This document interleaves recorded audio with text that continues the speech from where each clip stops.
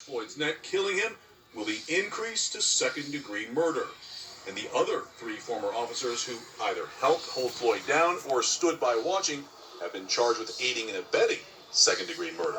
Ellison asking for patience as they work through the process. Trying this case will not be an easy thing. Winning a conviction will be hard, but history does show that there are clear challenges here. Just hours earlier, all the world is watching. George Floyd's son stood at the spot where his father took his final breath. I'm trying to get justice for my father. And no man or woman should be without their fathers. And we want justice for what's going on right now. Family attorney Benjamin Crump making a powerful statement that Floyd's death shines a light on inequality everywhere. When George Floyd said, "I can't breathe," because when he couldn't breathe, none of us could breathe. And so this is a tipping point. Earlier today, Minnesota Governor Tim Walz visited the same hallowed ground. For me, I have to personally and viscerally feel this. I don't think we get another chance to fix this in the country. I really don't. And as protesters take to the streets across the country today, last night's protest remained largely peaceful, but as curfews passed in some cities, there was once again unrest. CNN cameras were there as looting continued in New York and in Lafayette Park across from the White House, where after mostly peaceful protests, police used pepper spray through the fence directly at our camera. But in many cities, protesters and police came together. In New Orleans, police officers took a knee with protesters. In Boston, too, and in Houston, a protester praying with the police chief. Amen. But as George Floyd's family continues to grieve, she wanted to know how he died. And the only thing that I can tell is he couldn't breathe. their hope that his death will bring change. That's right. That's how it works.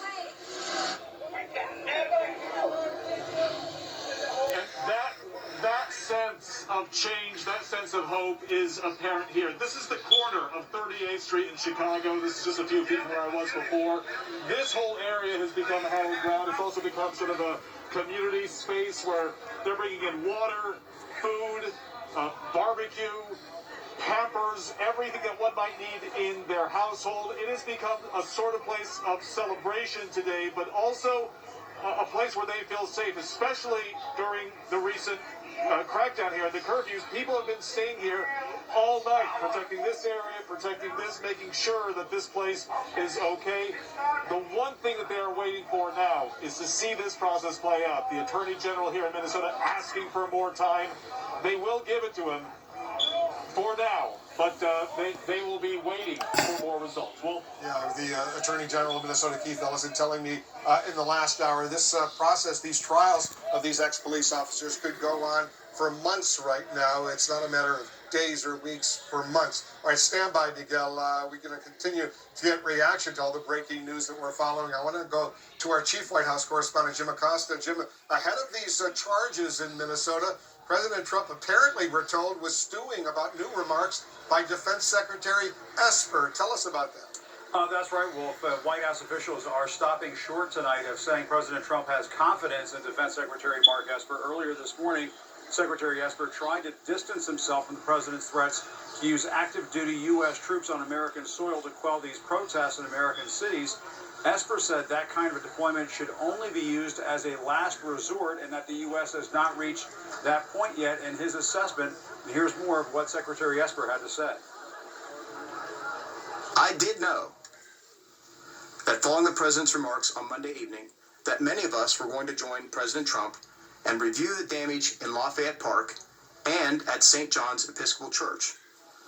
What I was not aware of was exactly where we were going when we arrived at the church and what the plans were once we got there. I was not aware of a photo op was happening.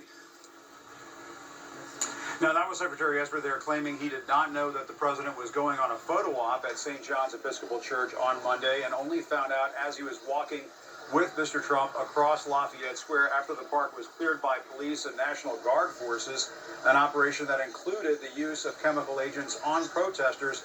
The White House says Esper's claim is false, that he didn't know he was joining the president on that photo op. Wolf? You also asked the press secretary, Jim, about that ugly scene outside the White House Monday night that unfolded live on our air.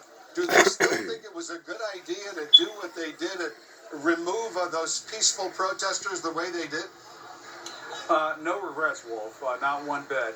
White House Press Secretary Kayleigh McEnany defended the brutal tactics employed to clear out the park, including the use of those chemical agents that meet the definition of tear gas, according to the CDC. We have the definition right here.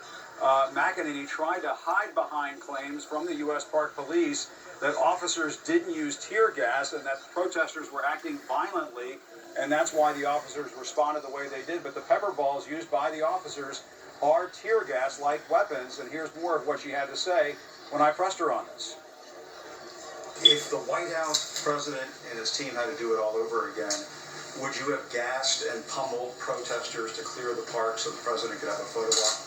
So let me first address, no tear gas was used and no rubber bullets were used. So again, no tear gas was used, no rubber bullets were used. Others say they were tear gassed in that area. No one was tear gassed, let me make that clear. That's been confirmed by DOD and by Park Services as well.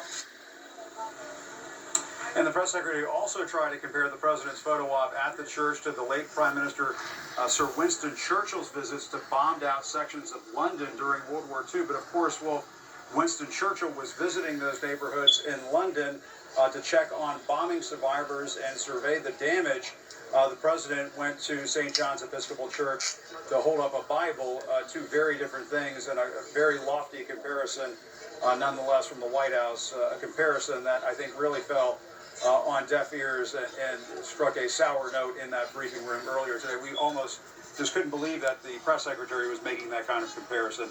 The president held up a Bible over at that church. That's nothing like when Winston Churchill was surveying bombing damage during World War II. Yeah, absolutely. All right, Jim Acosta at the White House.